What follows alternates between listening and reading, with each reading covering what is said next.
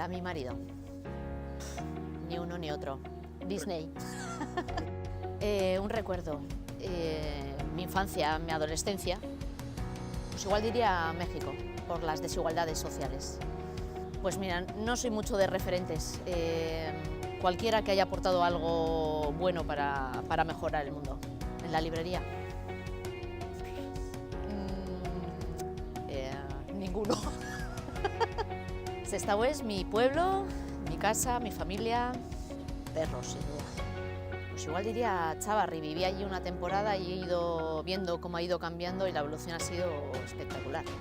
Pues ser madre y trabajadora y no morir en el intento. Un trabajador incansable, terco y con las ideas muy claras.